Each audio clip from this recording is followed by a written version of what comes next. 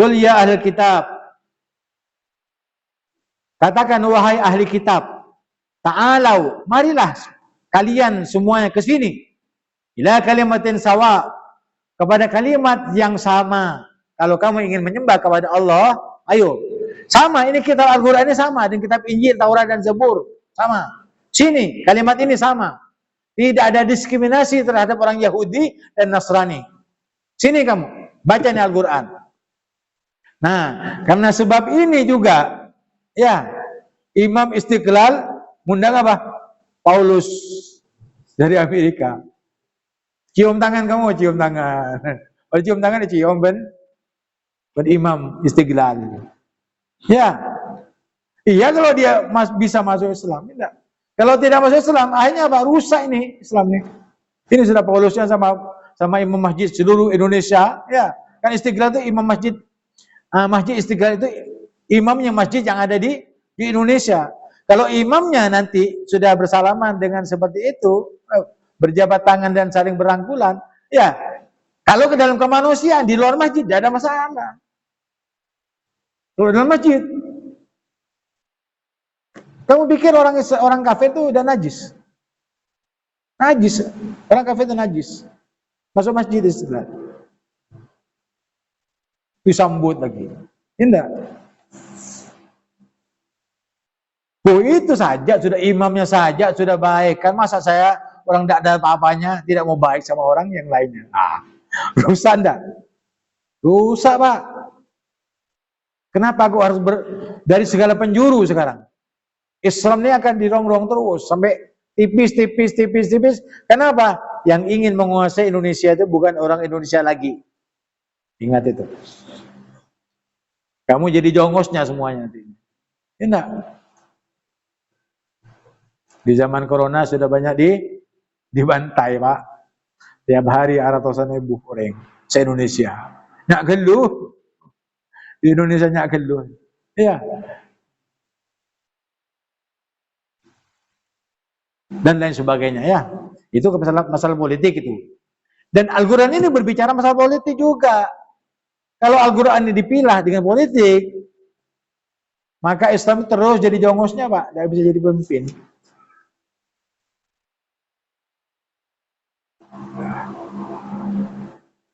Ini kan, walaupun Ustadz belajar masalah politik, tapi Ustadz itu tidak masuk ke dalam lembaga politik.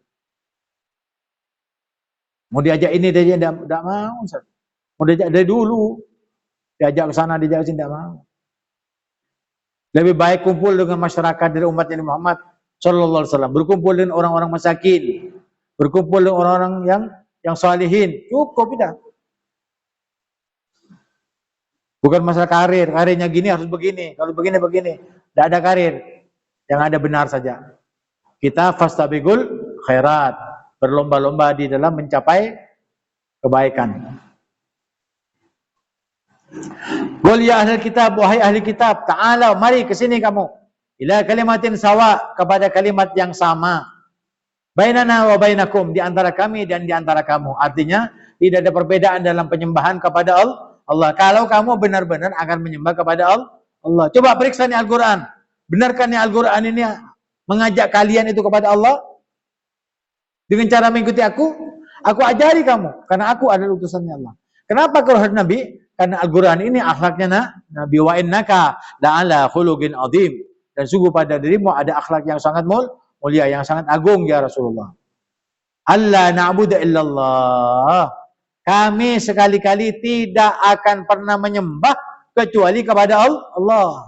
Ini isinya. Hai Yahudi sini, Nasrani, Paulus, Yohanes, Kapin, Pastor sini. Ayo baca ini. Sekali-kali kami tidak akan menyembah kecuali kepada Allah, bukan kepada Isa. Kalau mereka mau mengikuti ini, bolehlah kamu rangkul itu Paus. Kalau tidak mau, siapa yang dirangkul itu? Yang dibawa ini yang jadi rusak. Kenapa? Pemimpinnya sudah membawa kita rusak. Wala nusyriku bihi syai'an, dan tidak menyekutukan sesuatu apapun. Nah, ini isinya. Artinya tidak menyembah kepada Isa, salib dan sebagainya. Wala yattakhidha ba'duna ba'dan arbaban. Dan sekali-kali tidak akan menjadikan di antara kita ya satu sama lainnya sembahan-sembahan. Artinya tidak ada yang apa namanya? Yang dimuliakan sama di hadapan Allah. Di hadapan Allah sama tidak? Sama. Oleh karena itu ajarannya Nabi Muhammad SAW itu terhadap orang Islam, kalau kamu masuk Islam Yahudi dan Nasrani, sama kedudukannya dengan saya kamu. Ayo sama saya. Sholat sama saya, puasa sama saya, haji sama saya, berperang bersama saya. Kalau kamu beriman kepada Allah. Dan satu sama lainnya tidak ada yang lebih unggul, sama. Itu ajarannya Nabi memang dari dulu. Nah, kalau Habab itu ingin dimuliakan, itu katanya mereka, dibuat-buat itu. Kalau misalkan Habab tidak sholat masuk surga, itu mereka sendiri yang buat. Tidak ada Habib yang mengatakan seperti itu. Kalau Habib tidak sholat, anaknya Habib sendiri punya anak, tidak sholat, masih bakal umur 4 tahun, 5 tahun. Pokol Ustaz. Tak boleh jogi kene ke umur 5 tahun, 6 tahun. Tak sholat, dipukul Ustaz. Karena disuruh pukul sama Nabi. 10 tahun tidak sholat, oser. Itu ajarnya Habaib itu. Mana ada Habib tidak sholat masuk surga? Itu mereka saja yang menyatakan seperti itu. Untuk apa? Ingin menghina para Habaib. Dan Ustaz menyatakan seperti ini bukan enggak. Karena nyatanya seperti itu memang. Habib dulu waktu masih kecil, ya, sholat sudah tahu subuh jam 4 itu, tidak bangun ketika adzan, tepuk mulai tempat tidur sampai di jeding. Tidak selesai itu. Keluar di jeding, benar-benar wudhu, benar mandi, pokol boleh. Sampai ke tempat sholat. Itu abah saya. Siapa bilang tidak sholat masuk surga? Ini ngerusak Habaib ini. Merusak nama baiknya Habaib. Ini orang-orang yang tak berdoa. Itu pendusta itu. Makanya dikatakan pendusta itu harus mubahalah dengan yang benar. Karena dia takut. Nah, yakinlah kamu bahwa dia pendusta. Imam itu pendusta. Umairah pendusta. Sama. Mama Ufran. Sama. Kebaik malaikat itu kebaik. Ya, malaikat diberguyur. Ya. Saya begini. Ya.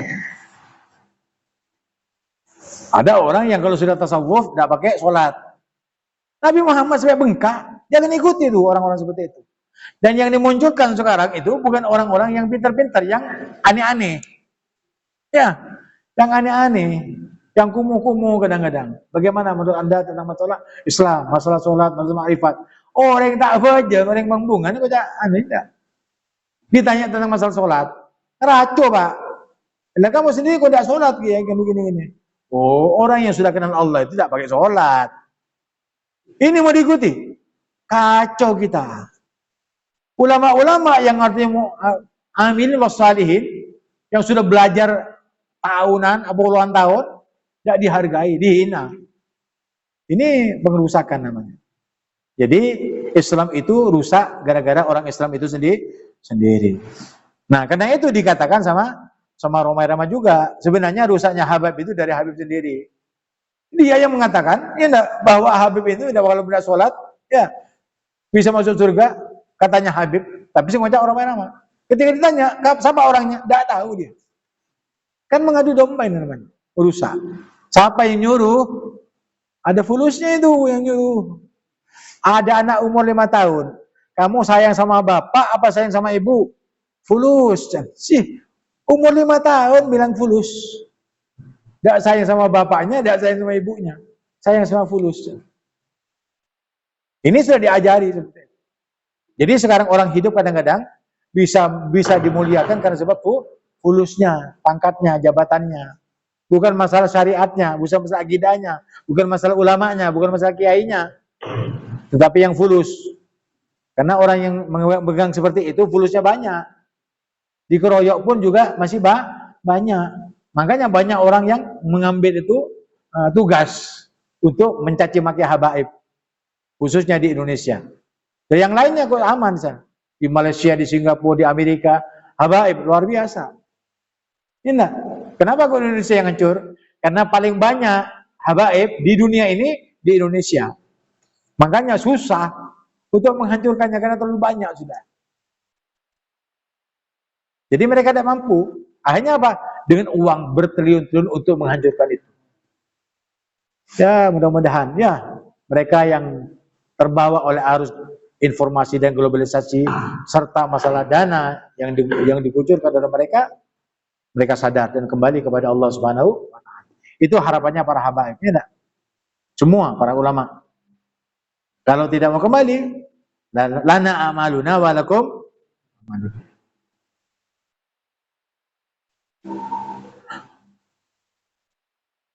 Wala yattakhidha ba'duna ba'dan arbaban min dunillah.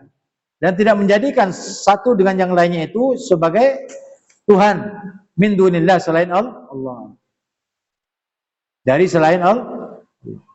Jadi Allah lah tetap menjadi Tuhan kita. Yang lainnya tidak. Ya. Tidak dimulia-muliakan, tidak mau dimulia-muliakan, tidak ada biasa. Ya. Sampai-sampai mengatakan Romai Rama dari tidak maunya jadi mengatakan Habib, mengatakan apa sama Habib Rizik itu? Ini enggak, lain lagi tidak. Bilang apa? Ustadz Rizik Syihab, saya minta maaf atas buat apa minta maaf? Romai Rama minta maaf sama habaib, ini enggak sekarang. Ya. Lah YouTube-nya itu yang mencaci maki banyak. Kapan mau dihapus itu? Hah? Dan semua orang mendengar, kuping-kuping mereka itu mendengar semua. Bagaimana cara menghapusnya? Tidak bisa. Meminta maaf seluruh dunia. Seluruh dunia yang mendengar itu ocehannya Romai Ramadan Imat itu kekal abadi. Jadi apa jariahnya dia? Caci makiannya kepada habaib itu jariah kepada mereka yang ketika mereka meninggal. Gimana caranya itu bertobat? Wallahu a'lam. Makanya hati-hati rasanya ini. Esan tak bertulang, nyaman aja lenut. Tapi hati-hati dengan hati ini. Hati-hati, ini ate. Makanya hati-hati, ini ate. Hati-hati berbicara, ate bagus. Maksudnya seperti itu. Wa in tawallaw faqulu syahadu bi anna muslimin. Dan jika kamu berpaling maka katakanlah oleh mereka, maka mereka mengatakan saksikanlah oleh kalian semuanya bi anna muslimin, sesungguhnya kami hanyalah berserah diri kepada Allah. Adapun amalan-amalannya Imat, Romai Rama, Gus Gofran itu Habib lepas tangan. Enggak ada. Kamu bicara silakan. Mau tidak percaya silakan, mau nafikan silakan. Tapi kamu akan menemui amalannya kamu. Habib berserah diri. Wa inna kita berserah diri kepada Allah. Mudah-mudahan sedikit yang disampaikan diberkahi Allah Subhanahu wa taala. Wa lakum minkum. Wassalamualaikum warahmatullahi wabarakatuh.